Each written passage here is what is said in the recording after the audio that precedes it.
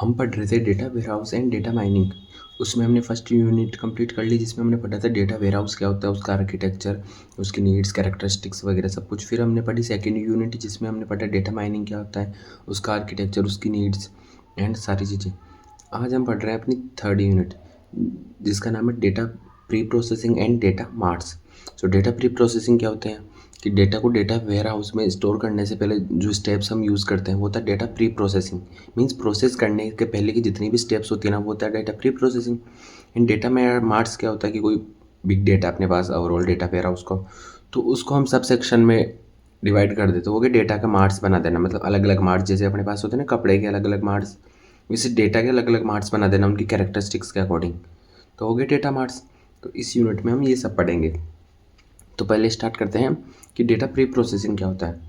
So data pre processing is a data mining technique that transform the raw data into a format that is easier to understand. Means कि ये data mining की technique है जो क्या काम करती है, जो रो डाटा अपने पास आ रहा है ना, उसको ट्रांसफॉर्म कर देती है तो वो समझने में, एनालाइज करने में समय ईजी हो।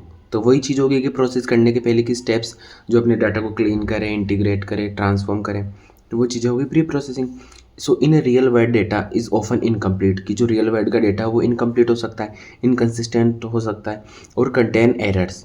सो and data pre processing can help to resolve this issues. So data pre processing इन सभी इशूज़ को रिसॉल्व कर देता है। तो कौन कौन सी स्टेप्स होगी डाटा प्री प्रोसेसिंग में अपने पास?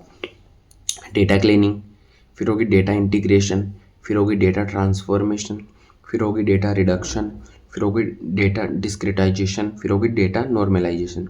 सो ये सारे अपने टॉपिक्स हैं, तो ये हम पढ़ेंगे वन बाय वन आगे। तो अब हम सबसे पहले पढ़ते हैं कि डेटा, ये प्री प्रोसेसिंग हम कर तो रहे हैं डेटा का, तो इसकी नीड क्यों है, कि हम क्यों प्री प्रोसेसिंग करें, डायरेक्ट हम डेटा को डायरेक्टली स्टोर कर दें, डायरेक्टली उसको एक्सेस कर लेते हैं। तो स्टोर करने से पहले, प्रोसेस करने से पहले हम प्री प्रोसेस क्यों कर रहे हैं, उसकी नीड क्यों है?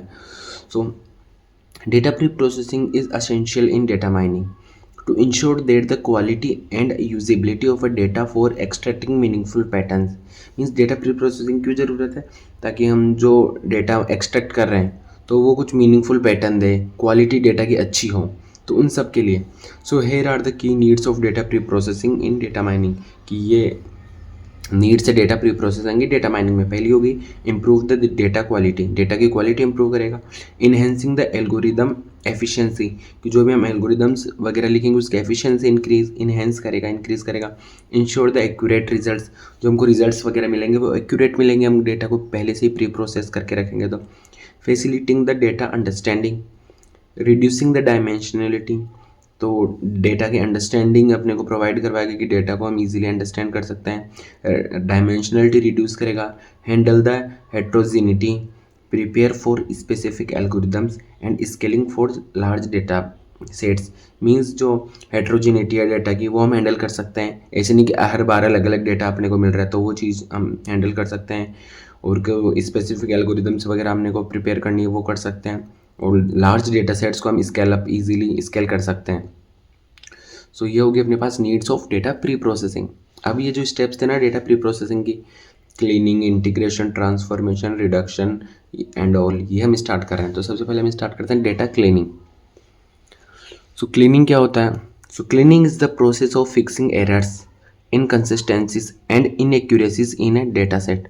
मीन्स क्लीनिंग क्या होता है कि जो भी एरर्स वगैरह है, इनकन्सिस्टेंसीज वगैरह है या इनएक्यूरेसीज है, उन सबको फिक्स करना, वो हो गया data cleaning. So the goal is to ensure that the data used for analysis is accurate and reliable। Data cleaning का गोल क्या है कि जो हम डेटा एनालाइज कर रहे हैं वो एक्यूरेट हो और रियलेबल हो। So clean data can lead to a more accurate models, अगर क्लीन डेटा होगा तो मोर एक्यूरेट मॉडल्स अपने को हम बना सकते हैं, मिलेंगे अपने को। And better decision making and improve the outcomes. So ये होगा अपने पास डेटा क्लीनिंग क्या होता है।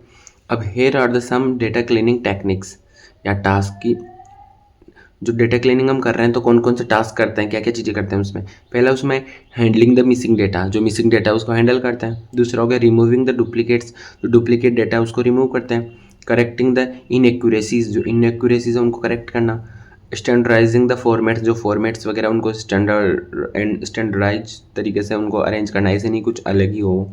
एंड डीलिंग विथ आउटलाइट्स, जो आउटलाइट्स आ रहे हैं, जैसे नॉर्मली चल रहा है जो कुछ डिफरेंस आ रहा है, तो वो जो आउटलाइट्स होते हैं उनको हैंडल करना।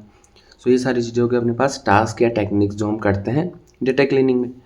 अगला अपने पास the importance of data cleaning in the following way की इम्पोर्टेंस क्या क्या है। अपन डेटा क्लीनिंग कर रहे हो तो उसकी इम्पोर्टेंस क्या क्या है। Improve the data quality, data की क्वालिटी है ना उसको इम्प्रूव करता है। बेटर डिसीजन मेकिंग, हम बेटर डिसीजन मेकिंग कर सकते हैं। इंक्रीज द एफिशिएंसी, वो एफिशिएंसी इंक्रीज होगी। And compliance and regulatory requirements, so ये सारी होगी importance.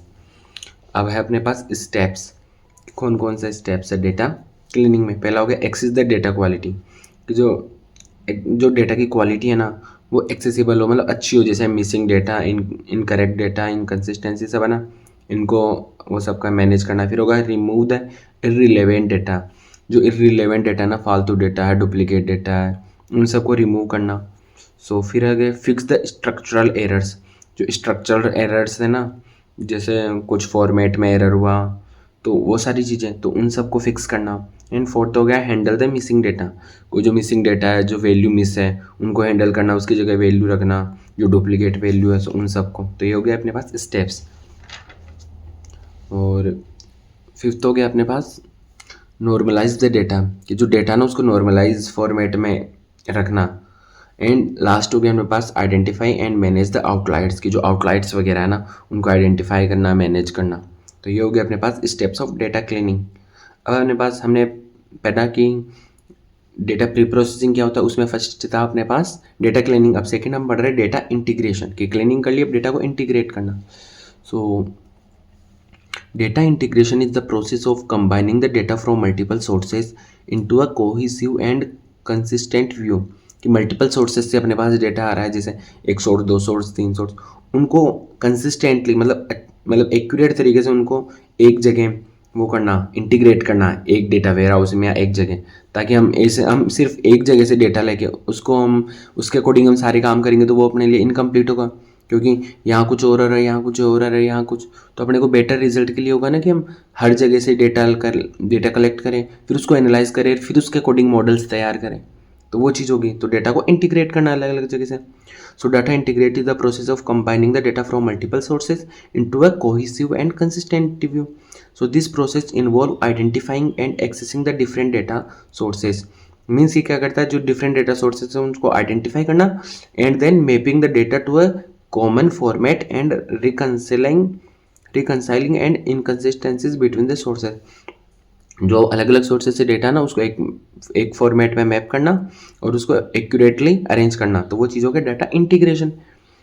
So the goal of integration is to make it easier to access and analyze the data that is spread across multiple systems or platforms. Means कि जो multiple platforms पे system से पे जो data ना उसको एक साथ analyze करना है अपने को, तो जो best होगा कि अपने data को integrate करें फिर analyze करें। So in order to gain more complete and accurate understanding of the data we use the data integration। जैसे अपने पास डायग्राम होगा कि डेटा सोर्स अपने पास मल्टीपल, उनके डेटा को हम रैप करके और एक जगह स्टोर करें एक डेटाबेस में, तो वो चीज़ों का data integration. So there are mainly two approach for data integration, कि हम डेटा इंटीग्रेशन करते हैं ना उसके मेनली टू अप्रोच होती है अपने पास, कि एक तो होता है टाइट कपलिंग, एक होता है लूज कपलिंग। सो ये हो गया कि टाइट कपलिंग क्या हो गया और लूज कपलिंग, कि हम डेटा को इंटीग्रेट कर रहे हैं।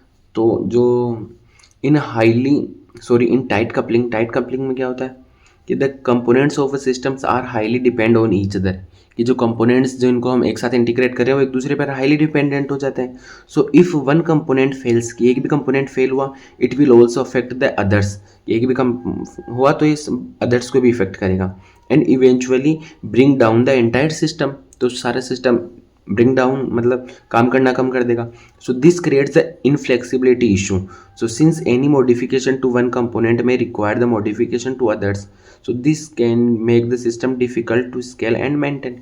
मीन्स ये क्या हो गया, जो टाइट कपलिंग होती है ना उसमें ये जो कंपोनेंट्स है ना वो एक दूसरे से टाइट कम मतलब एक दूसरे को अफेक्ट करता है। अगर एक में भी कुछ प्रॉब्लम हुई तो सबको सब में मतलब इफेक्ट करेगा वो, तो हमको सिर्फ एक को मॉडिफाई करना है, तो हमको इसके लिए पूरे सिस्टम को पहले मॉडिफाई करना पड़ेगा। एक में कुछ प्रॉब्लम आई तो पूरा सिस्टम अफेक्ट होगा, तो ये होती है टाइट कपलिंग। तो इसमें क्या होता है, मोर इंटरडिपेंडेंसी, की एक दूसरे पर ज़्यादा डिपेंडेंट है। इसमें क्या है, लेस इंटरडिपेंडेंसी। ये है मोर कोऑर्डिनेशन, कि एक दूसरे में ज़्यादा कोऑर्डिनेशन बना के रखते हैं, इसमें लेस। और इसमें more information flow, tight coupling है तो इन्फॉर्मेशन मोर फ्लो होगी, इसमें लेस होगी, तो वही चीज़ होगी। अब इसका अपोजिट हो गया loose coupling. So in loosely coupling systems, the components are independent of each other. So change in one component not affect the other component. तो ये चीज़ हो गया अपने पास लूज कपलिंग। अपने पास third data cleaning, data integration. अब हम पढ़ रहे हैं डाटा ट्रांसफॉर्मेशन, कि डाटा को ट्रांसफॉर्म करना। So the process of converting the raw data into a format that is suitable for analysis and modelling. So this goal of data transformation is to prepare the data for data mining so that it can be used to extract the useful insights and knowledge. Means कि जो अपने पास data है उसको ना ऐसे format में convert करना, ट्रांसफॉर्म करना जो एनालाइज करने के लिए, पढ़ने के लिए यूज़फुल हो, बेनिफिशियल ज़्यादा हो, तो वही चीज़ होगी डाटा का ट्रांसफॉर्मेशन। सो ये हो गया डाटा ट्रांसफॉर्मेशन। अब हम डाटा को अलग अलग तरीके से ट्रांसफॉर्म कर सकते हैं। So the data transformation involve the steps that are, कि कौन कौन से स्टेप्स होगी जो डाटा ट्रांसफॉर्मेशन में हम कर सकते हैं। पहला हो गया स्मूथनिंग, कि डेटा को स्मूथ करना। So it is the process that is use to remove the noise from the data set using the some algorithms. It allows for highlighting the important features present in the data set. Means smoothening क्या हो गया, जो noise data है उसको remove करना और जो highlighted चीज़ें उनको शो करना, तो हो गया स्मूथनिंग। तो ये भी एक ट्रांसफॉर्मेशन ही हो गया डेटा का। दूसरा हो गया एग्रीगेशन, मीन्स डेटा एग्रीगेशन या data collection is the method of storing and presenting the data in a summary format. Means कोई भी जो डेटा उसको समरी फॉर्मेट में प्रेजेंट करना, हो गया डेटा का एग्रीगेशन। थर्ड हो गया डिस्क्रेटाइजेशन, मीन्स जो कंटिन्यूस डाटा उसको डिस्क्रेट फॉर्मेट में करना। So it is the process of transforming the continuous data into a set of small intervals. तो ये चीज़ होगी डिस्क्रेटाइजेशन, जैसे young, middle age, senior. Fourth हो गया अपने पास एट्रीब्यूट कंस्ट्रक्शन, मीन्स कोई एट्रीब्यूट बोले तो कि कोई कैरेक्टरिस्टिक्स के according. So where a new attribute are created and applied to assist the mining process from the given sets of attributes, this simplifies the original data and make the mining more efficient. Means attribute के according कोई चीज़ को construction करना, तो हो गया attribute construction.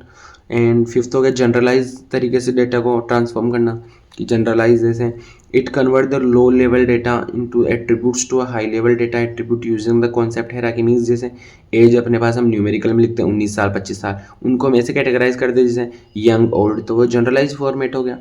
And last हो गया अपने पास नॉर्मलाइजेशन, जैसे converting the old data variable into a given range.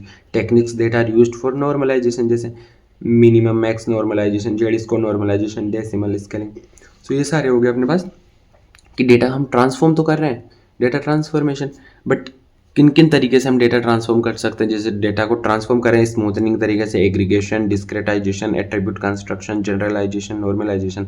सो ये हो गया अपने पास डेटा नॉर्मलाइजेशन। Thank you.